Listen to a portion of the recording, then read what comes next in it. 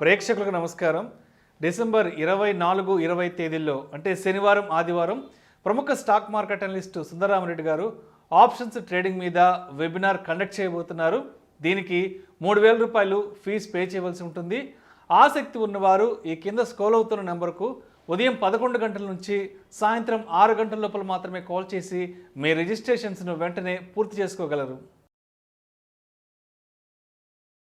Sir నమస్తే. Sir నమస్తే.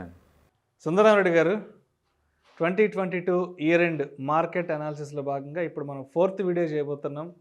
మరి ఈ 4th వీడియోలో మెటల్ ఇండస్ట్రీకి సంబంధించి 2022లో టాప్ గెయినర్స్ ఎవరో, టాప్ లూజర్స్ ఎవరో మన ఆడియన్స్కి క్రిస్టల్ క్లియర్గా తెలియజేయగలరు. Right. So sector all time high breakout అయిందండి. అండ్ నెక్స్ట్ బహుశా 6,800 కనుక ఇది బ్రేక్అవుట్ అయితే నెక్స్ట్ 1 year కూడా ఇది బాగా పర్ఫామ్ చేసే ఛాన్స్ ఎక్కువ ఉంటుంది. అండ్ అదాని ఒకటి 133% ఇచ్చిందండి. అదాని ఎంటర్ప్రైజెస్ అదాని అదొకటే 133, అది ఈ బట్టి లీడింగ్లోకి వచ్చేసింది. అదర్వైజ్ అది ఎక్కువ వెయిటేజ్ ఉంటుంది మెటల్ ఇండెక్స్లో, ఎక్కువ వెయిటేజ్ ఉన్న కౌంటర్ ఆల్మోస్ట్ 24% వెయిటేజ్ ఉన్న కౌంటర్ అదాని ఎంటర్ప్రైజెస్ అనమాట. మిగతా వెయిట్ ఉన్న హిండల్కో కావచ్చు, టాటా స్టీల్ కావచ్చు, జేడబ్ల్యూ స్టీల్, అదే వేదాంత, ఈ 4 మొత్తం ఈ 5 స్టాక్స్ కలిపి ఆల్మోస్ట్ ఒక 60 to 70% వెయిటేజ్ ఉంటాయి టోటల్ మెటల్ ఇండెక్స్లో.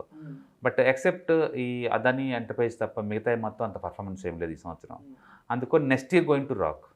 ఆల్రెడీ రెస్ట్ తీసుకున్నాయి కాబట్టి ఎనఫ్. టాటా స్టీల్లో లాస్ట్ 1 year -1లో ఉంది. అండ్ సెయిల్ అయితే అన్నిటికన్నా ఎక్కువ లాస్లో ఉందండి. ఆల్మోస్ట్ 25% దాకా లాస్లో ఉంది. సెయిల్ కావచ్చు, వేదాంత కావచ్చు, లేదా హిండల్కో కావచ్చు, టాటా స్టీల్ కావచ్చు, ఇవన్నీ లూజర్స్ అనమాట ఈ సంవత్సరం. ఒక టాప్ గైనర్స్లో ఒక Adani enterprises and JW steel, ఈ మాత్రమే పెద్ద కంపెనీస్ కొంచెం లీడింగ్లో ఉన్నాయి. అండ్ యావరేజ్ ఈ సెక్టార్స్ ఏంటంటే 18% పర్ఫార్మెన్స్ ఉంది లాస్ట్ 1 yearలో. అండ్ నెక్స్ట్ ఇయర్ డెఫినెట్గా sector all time high ready to breakout ఏరియాలో ఉంది కాబట్టి డెఫినెట్గా గోయింగ్ టు మూవ్ అనమాట. సో చాలామంది మెటల్స్ ఇంకా అయిపోయింది వరల్డ్ వైడ్గా రిసెషన్ ఫియర్స్, క్రైసిస్ అని ఇక తగ్గిద్దామనుకుంటారండి. బట్ మెటల్ని ఆ వైపులో థింక్ చేసే బదులు ఇండియన్ సెంట్రిక్ థింక్ చేశారనుకోండి, గవర్నమెంట్ ఇన్ఫ్రాస్ట్రక్చర్స్కి బోల్డ్ అంత ఖర్చు పెడుతుంది.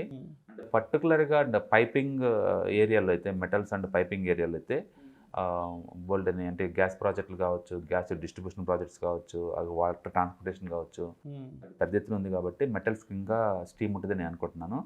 బహుశా next 1 year it may be surprise one more time. ఈ సెక్టర్ ఇప్పటికైతే స్ట్రాంగ్గా ఉందండి, ఆల్ టైమ్ హైలో ఉంది కాబట్టి we can expected some more stream. ఎందుకంటే లాస్ట్ 1 yearలో లాట్ ఆఫ్ కన్సల్టేషన్ జరుగుతున్నాయి.